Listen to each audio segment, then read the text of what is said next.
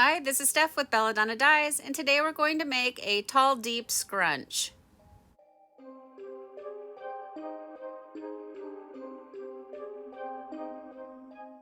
Using the over-the-sink strainer and a Gildan Ladies V-neck tee, you guys, I'm quickly really starting to love these shirts. They feel a lot softer than the men's cut. I don't know, maybe it's just in my head. But I'm making tall, deep scrunches, and the less you work the shirt, the better. Now I like to add my ice, and I'm using my procion machine ice. It's the big machine. And I like to add enough ice to where I don't see a lot of fabric showing through.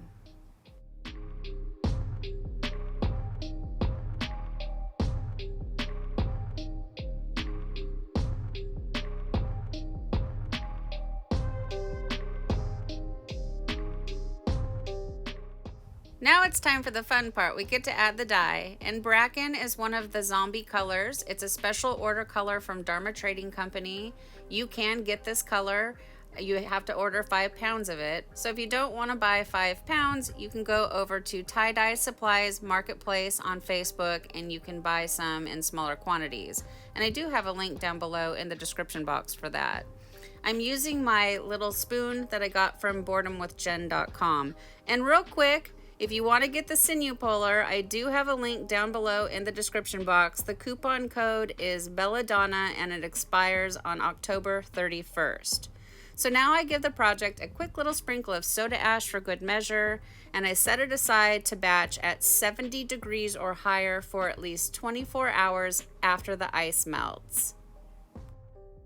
A little bit of dye goes a long way with these. I always freak out because it looks so dark, but then when you open it up, there's all these fun colors in there. And this really is a great zombie color.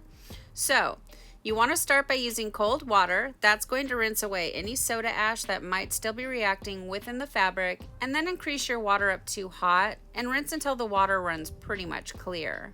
From here, I take it to the washing machine, and I like to do hot water cycles using Kirillon. Kirillon is a professional textile detergent. And then I like to do a final hot water cycle using Millsoft. And Millsoft is a professional fabric softener. And I do have links down below in the description box for these and everything else that I use for tie-dye, so make sure that you check that out. And then I put it in the dryer and I'll iron it, and we'll come back and we'll see the results.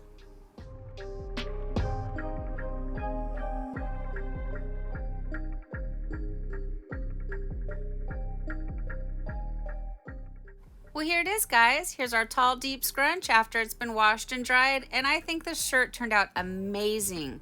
There are so many colors in this, and even though I didn't use the wiffle balls, I still got some really good color flows. It doesn't have as much of the flower look that you get with the wiffle balls, but it's still absolutely beautiful.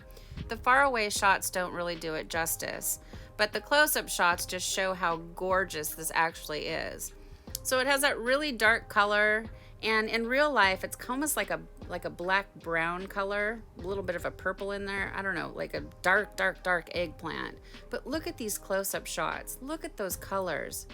It's like so dark and heavy and then breaks down into these beautiful light tones. I see like a peachy orange, a beautiful like, I don't know, is that avocado green, some really light greens, some grays.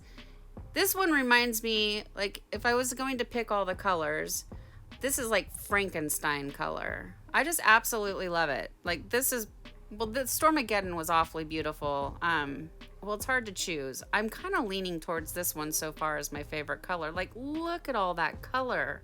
It's fantastic. So I'm just going to let you enjoy the rest of the close-ups.